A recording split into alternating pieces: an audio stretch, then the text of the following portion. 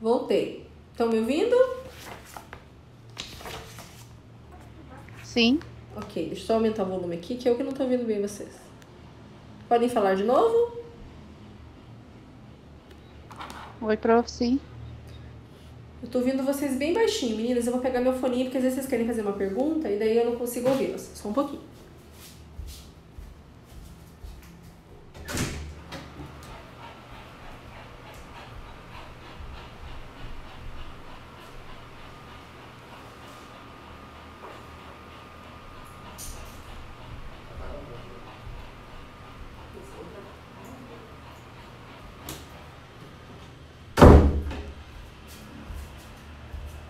Aí, mas eu só vou colocar o foninho se vocês quiserem falar algo, porque eu lembrei agora que às vezes quando eu uso o foninho, a gravação não dá certo, porque daí fica sem som.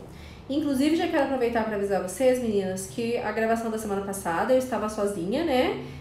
Naquele momento vocês não puderam participar, não tem problema nenhum. Até porque eu estava fazendo um horário também que era diferenciado, por conta lá das minhas aulas na autoescola. Essa semana a gente já volta ao normal, tá? Hoje eu não tive aula, foi cancelada, por isso que eu já aproveitei e voltar para o horário normal. E semana que vem continuamos no horário normal, tá bom? Mas eu fiz a gravação, tá tudo certinho da semana passada, né, na quarta-feira. Só que eu não sei o que tá acontecendo, tô tendo problemas com o YouTube. Já mandei essa gravação várias vezes, né, ele fica lá, fica dias e dias e dias e dias fazendo. Aí quando termina dá erro na gravação. Não sei se é a minha internet, não sei se é o YouTube.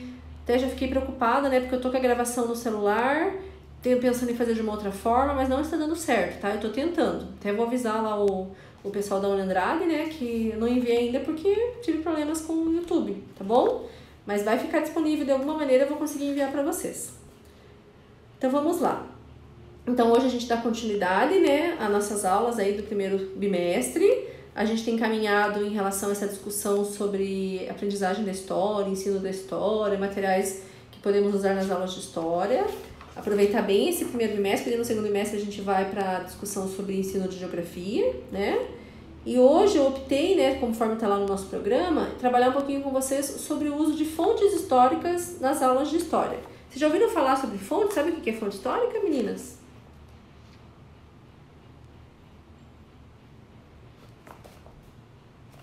Eu estou na página certa aqui. Da onde vêm as histórias? Tipo, não sei explicar.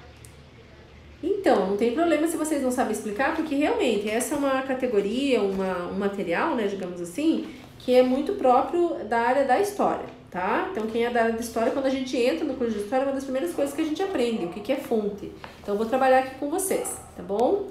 Então, o que é fonte histórica, né? Fonte histórica, a gente sempre fala que é a matéria-prima do trabalho do historiador ou da historiadora. Então, pensem, né, meninas? A história é uma ciência. E as ciências, elas são baseadas em evidências. Eu não posso criar, né, explicações dentro da matemática, da história, da física, da química, da biologia a partir do nada. Eu tenho que ter uma base empírica. Então, quando a gente vai fazer, por exemplo, vai produzir um conhecimento na área da física, eu tenho que fazer os experimentos, observar a realidade, se basear em algo que é concreto. Na biologia é a mesma coisa, né?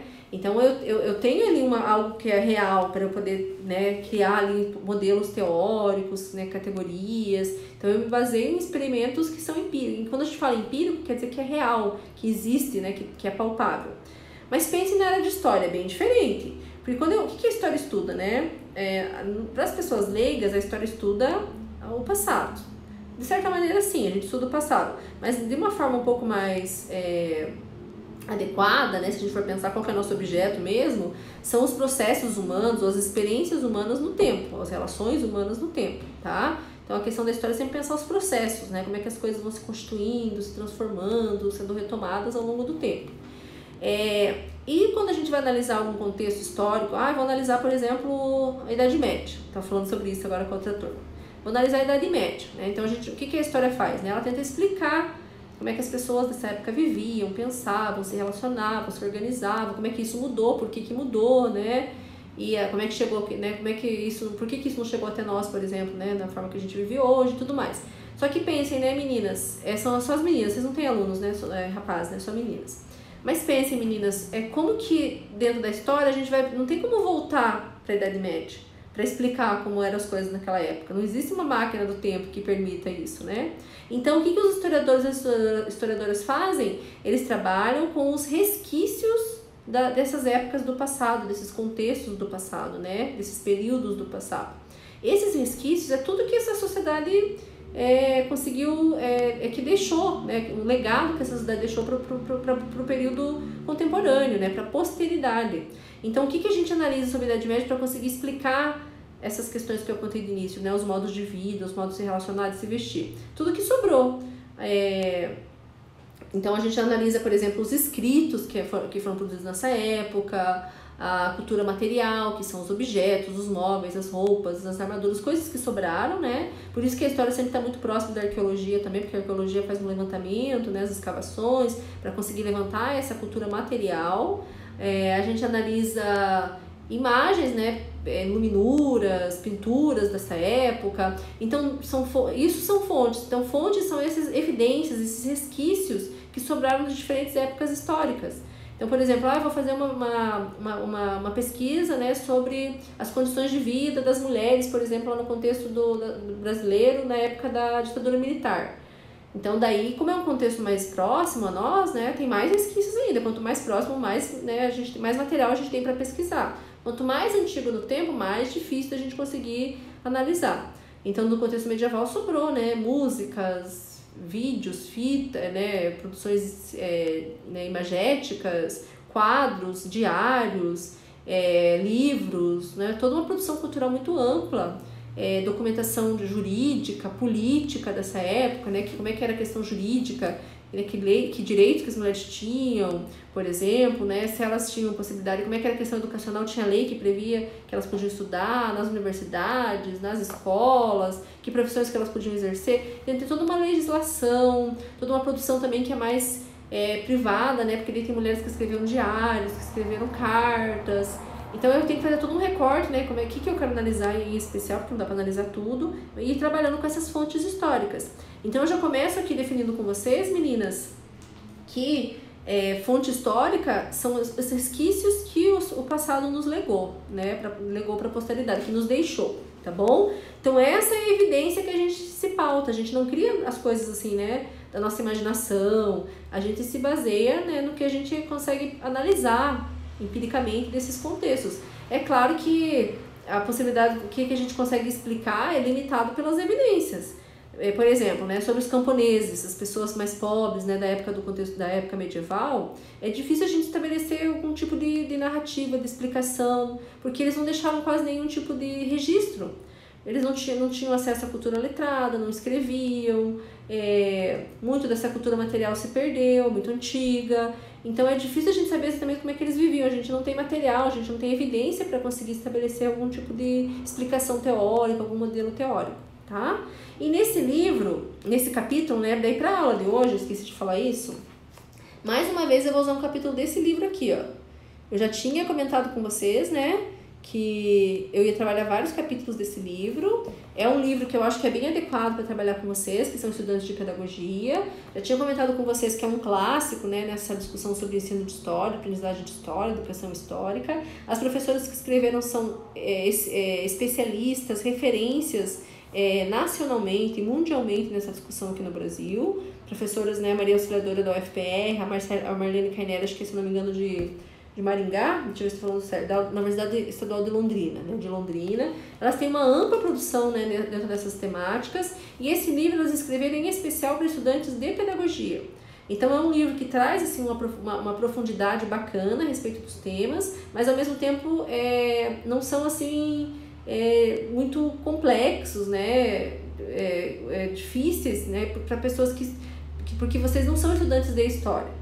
Então, o que é possível apresentar para que vocês se aprofundem, entendam, e tem coisa que é mais para quem é da área de história, né, que vai fazer ali uma licenciatura, um bacharelado, né, vai se formar como pesquisador na área de história, tá? Então, o livro acho que traz assim, os temas, né, dentro da profundidade necessária, tá? E ao mesmo tempo é compreensível para quem não é historiador ou quem não é estudante de história. E para a aula de hoje eu escolhi então o capítulo 7, disponibilizei para vocês em PDF lá no AVA, intitulado As Fontes Históricas e o Ensino da História. Porque daí a gente tem que pensar, tá, as fontes são as evidências, né, a base a partir do qual os historiadores vão estabelecer tipos de explicações, de teorias, de modelos explicativos. Mas e na sala de aula? É importante, né, falar a respeito disso, né, com o Fundamental 1, com o Fundamental 2, né, no ensino médio. Né, é importante que as pessoas, que as crianças, que os estudantes entendam essa discussão mais teórica, mais empírica da história ou não? Para na sala de aula eu já levo as narrativas prontas, né, pego o livro didático, digamos assim, ele tem uma explicação sobre, por exemplo, né, no Fundamental 2, como que as pessoas viviam na época medieval e eu só trago aquilo para os alunos, já é o suficiente.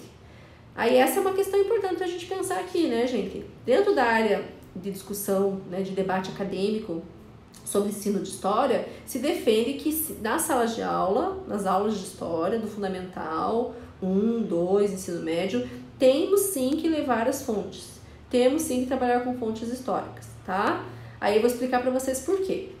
Então, primeiro eu quero conversar aqui com vocês, ó, parou a gravação, gente, não sei por que parou a gravação. Acho que é porque eu tô com muito vídeo já no celular, como eu não consegui mandar os vídeos da semana passada ainda pro YouTube, eu não apaguei no meu celular. Aí eu acabei de fazer um vídeo mais um agora, eu tô com um de vocês, e eu acho que não tem mais espaço no meu celular. Então eu vou fazer assim, ó, tomara que dê certo, eu vou sair da nossa, novamente, me desculpem, mas eu vou ter que sair aqui da nossa live e vou tentar usar o meu tablet para continuar gravando, eu vou ficar com 2 videozinhos, tá? Melhor do que não ter o final dessa gravação dessa aula de hoje. Então só um pouquinho, tô saindo, já volto aí, pode ficar aí, não precisam sair.